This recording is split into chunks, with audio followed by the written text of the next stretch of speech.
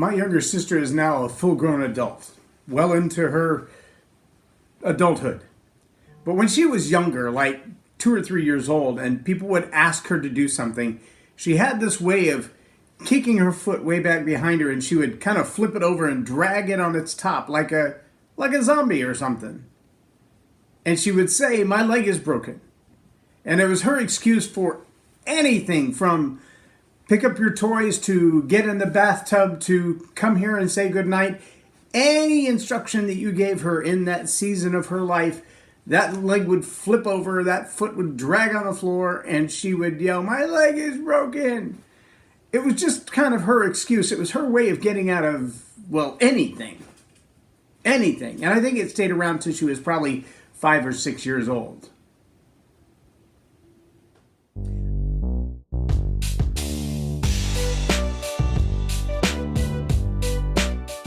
I'm J Loren Norris with Leading Leaders Podcast. I know you have people that you work with that you sometimes think this is a 3, 4, 5, or 6-year-old that it doesn't matter what you ask them to do. They can come up with a bazillion reasons why it didn't get done right, didn't get done on time, didn't get done by them, didn't get done at all. And as leaders, we get to hear the whole menu of excuses. And when I say excuses, I want to distinguish between excuses and reasons and justifications and revelations. Because as leaders, we have to also be willing to say those very hard 3 words. And maybe they come in one of 2 contexts, depending on who you're talking to. But on the one hand, they might sound like, "I was wrong." On another hand, they might stand, I stand corrected. Maybe not to say I was wrong, as in I made a wrong choice or a bad choice or it was a bad idea, but to say I didn't have all the facts at the time. So the difference between an excuse, a reason, a justification, and a revelation are really, really hard to distinguish sometimes. You got to listen closely to what you're being told. Obviously, it's an excuse when you're 6 years old and you're dragging your leg behind you claiming that it's broken because the minute ice cream is offered, that foot comes perfectly healed and, a dead sprint comes into play.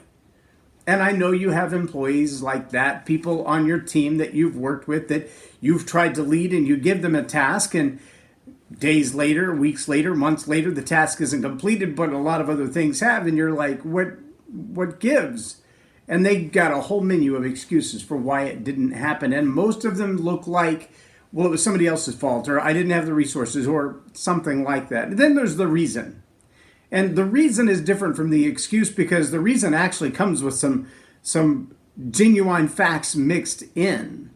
Well, it's not really in our budget to do that right now. Okay, as a leader, all I needed to know was that you could come back and tell me it's not in our budget. We're not going to be able to do that the way you told us to do because we can't afford to. We can't write the check for it. You're going to have to find money somewhere else and bring it in for us to do that, or it's not going to happen. Or what you're asking us to do can't be done for the price that you're asking to do it. If you want to give us a little more money, we can make it happen. Or something other, maybe it's just illegal. Oh, okay, well, I didn't realize that. I stand corrected. You follow me? See, now we're starting to get into that very fine difference between the reason, which generally has some true facts and some made-up facts, or some facts that are verifiable facts, like the budget, or regulations, or city codes, or expectations of other departments that would prevent it from happening, and some not so real facts, like, well, I was out on Tuesday for a doctor's appointment, but that's why I didn't get it done by Monday. Okay, if you were here on Monday, then you could have done it on Monday and not Tuesday when you were up, right? So it may be a fact, but it is really a relevant fact. And so that's where reasons get a little bit askew. An excuse is generally something that has very little impact.